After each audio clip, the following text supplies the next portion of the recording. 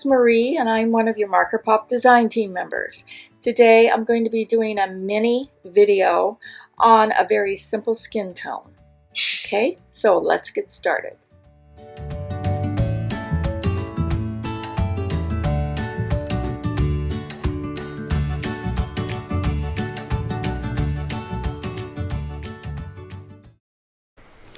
Let's begin by selecting our color combo, and I'm going to be using E11, E00, E000, and R20.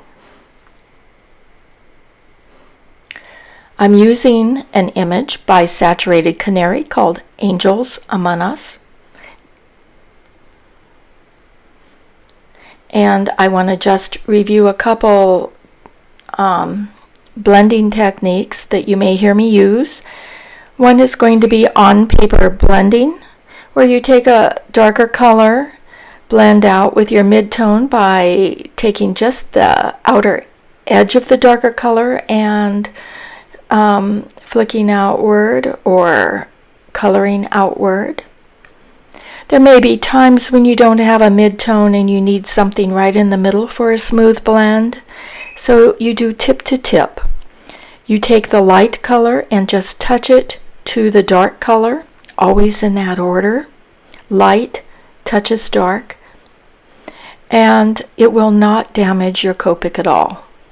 You may want to wipe off the tip first in order to make sure that it doesn't absorb and alter your Copic colors. Now, flicking is you place the nib down and you flick out with your wrist. It may be large flicking motions or small. I use this technique a lot, both for just regular blending and also if I want to blend two completely different colors in a feathered technique. Now on this image, my highlight is going to be on my left side, but I like to take a base coat and to cover my area first. I think that this will allow smoother blending, or at least it has been in my experience. Some people use colorless blender. I like to use my very lightest highlight color to achieve this method. And you'll only want to go over it once, because every time you color over an existing color, it will darken it, even if it's your highlight color. Now I'm going to establish where my shadow side is with my E11. And it's usually on the side that is not getting the light source, which in this case I'm choosing to make it on the right side. And under my hairline,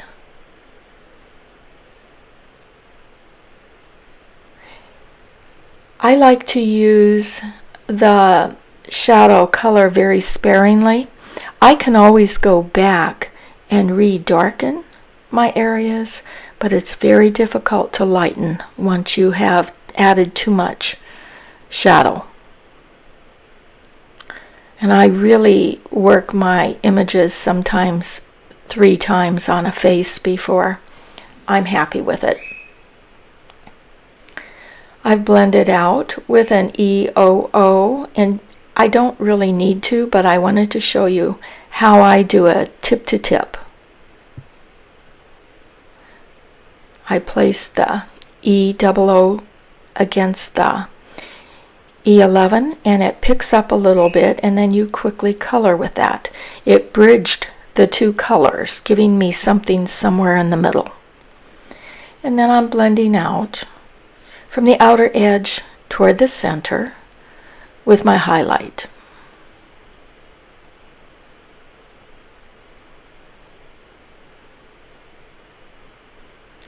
Now as I look at this, I see I would like a lot more contrast. So I'm going back with my E11, applying a little more under the hairline and on the right hand side. I'm someone who likes more contrast rather than less. It's a personal preference, but I think it gives the image more dimension. And when you go back to add more color, I like to blend out again with my midtone and then my highlight. I think that it gives it a better blend, so every time I go back, I use all three colors again. I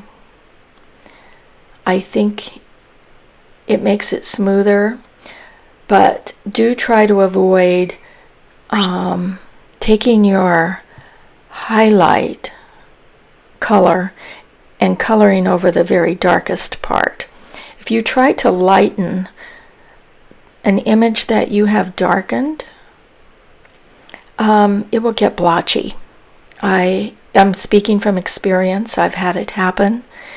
And so that's why I caution that I use my dark colors very sparingly and then add and darken and extend it as I go, so I can keep a good handle on how much I'm using and reserve enough space for my highlight.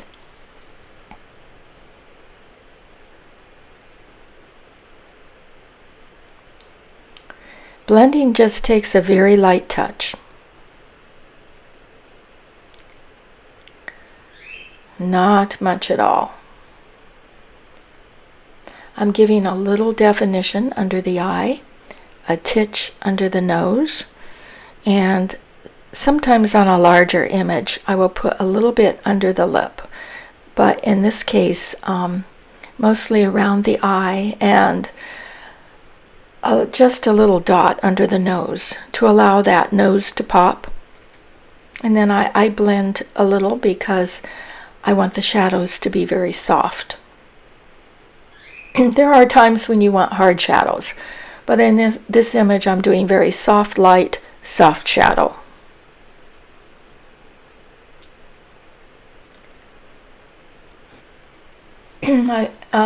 I take time and look at my images always to see what I need to rework. And now for a little color on her cheeks, I'm going to use R20. Then I take my highlight, always my lightest color, and just flick out a little from the outer edge to allow that color to blend and avoid looking like I've just pasted on a lot of rouge. You want a natural flush to the cheeks. I like that color.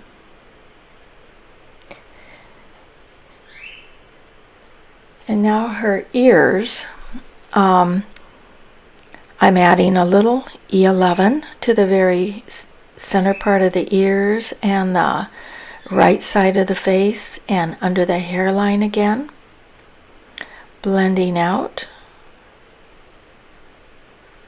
to soften. Again with my E00.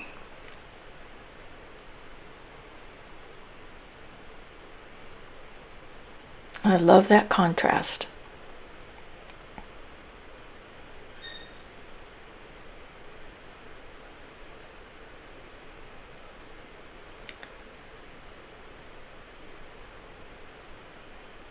Again, from where the E11 stops, begin flicking with your E00. Where that ends, blend out with your E000. Doesn't she have a cute little face? I just love this image. Just adorable. Adding a little bit more definition to kind of the inner part of the ear and blending with actually my highlight color because the ear does stick out a little from the face. And now we're going to work the arms in the very same manner. that you did the face. Again, working in small portions, one arm at a time. Yep, I like to apply my darkest color in the part of the arm that is being hidden, not getting the light source, and coloring the forearm with the base coat.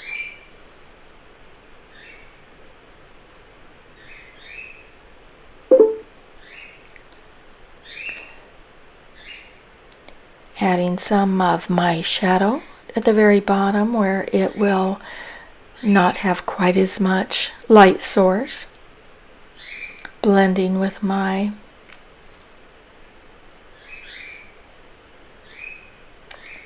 lighter colors. And I like to sometimes do a tip to tip on extremities, like the side of the arm. And I'm touching the E00 to my E11, cleaning off my brush, and blending with my E000.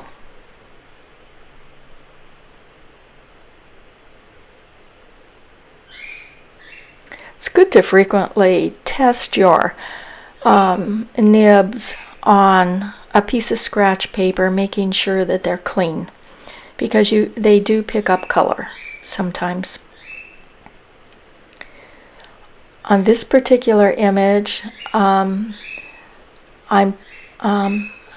making sure that the arm on my right side is a little bit darker, even on the highlight side, than it is on the left, because it again will not get the same light source. And the little part that's behind the forearm again is in shadow. Get a little definition in there. Make that forearm pop. And then the base coat. Blending out with my dark shadow on the very shadow side of the right arm, and then blending with my E00.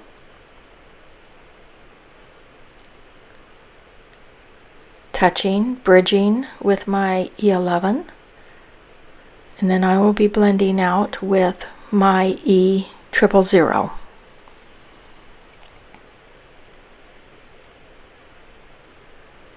Do you see how the forearms kind of pop up away from the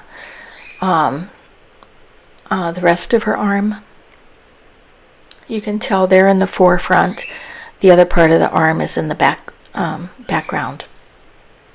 I really like the way the little image came out, and I'm satisfied with how the shading came, so I'm going to leave that as it is.